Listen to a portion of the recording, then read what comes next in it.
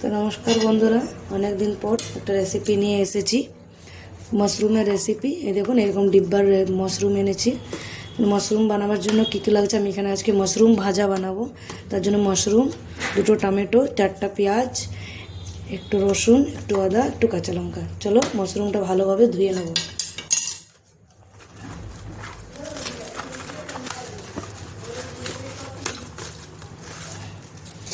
দেখুন, বেশি করে জল নিয়ে ধুয়ে নিতে হবে, খুব ভালোভাবে ধুয়ে নেব। এরকমভাবে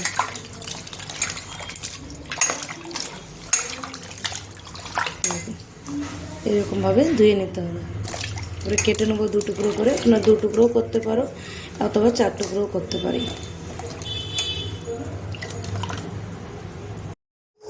তো এখানে দেখুন, আমার মাশরুম, পেঁয়াজ, টমেটো সব কাটা হয়ে গেছে। রসুন আর আদাটা বেটে নেবো। কাঁচা লঙ্কাটা আমি চিড়ে নিয়েছি, গোটা দিয়ে দেবো।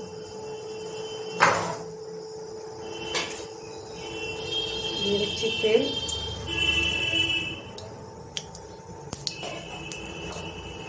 মাশরুমটা হালকা ভেজে নেব।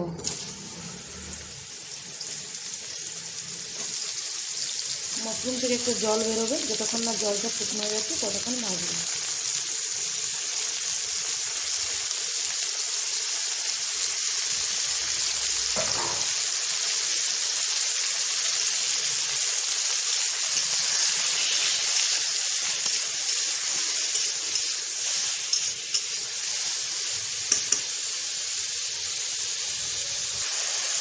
দিয়ে একটু হালকা নুন।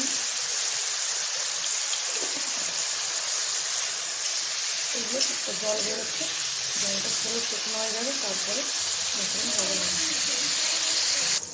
এখানে দেখুন, মাশরুম ভাজা আমার হয়ে গেছে। এবার উঠিয়ে নেব।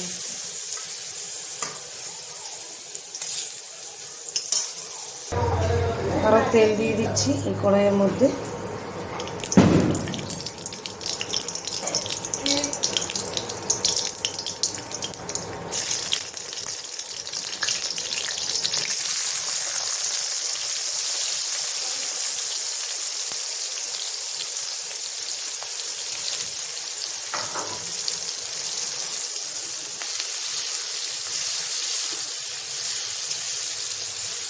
পেঁয়াজটা যতক্ষণ ভাজা হবে ততক্ষণ আমি আদা রসুনের পেস্টটা বানিয়ে নিই।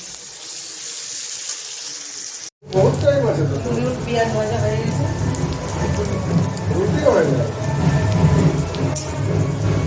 টমেটো দিয়ে দিলাম।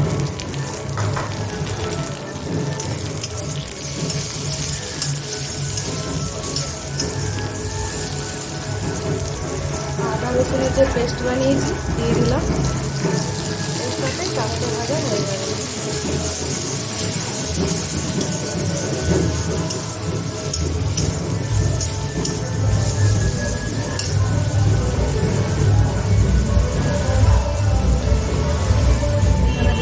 স্বাদ মতো নুন, হলুদ গুঁড়ো, জিরে গুঁড়ো, কাশ্মীরি লঙ্কার গুঁড়ো। ভালোভাবে মশলাটা আমি কষাবো।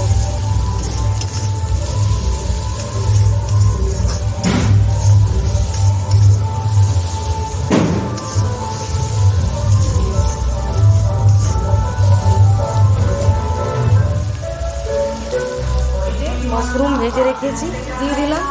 এর সাথে খুব ভালোভাবে ভাজা হবে।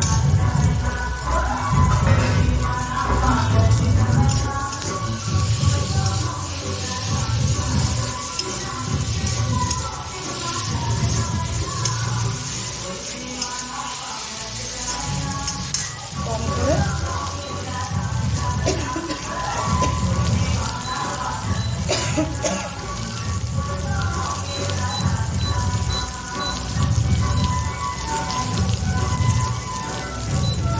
পুড়িতে রেখেছি,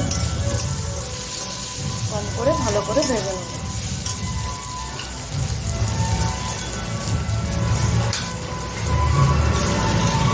2 চামচ মতন জল দিয়ে দিই।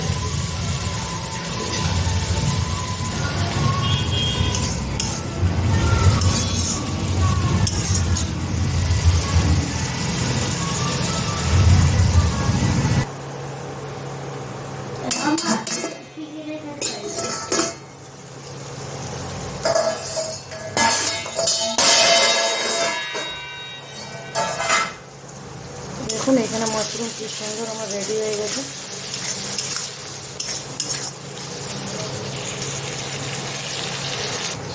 এখানে একটু গরম মশলা গুঁড়ো একটু চিনি দিয়ে দিলাম। এখানে আমার মাশরুম সবজি পুরো রেডি।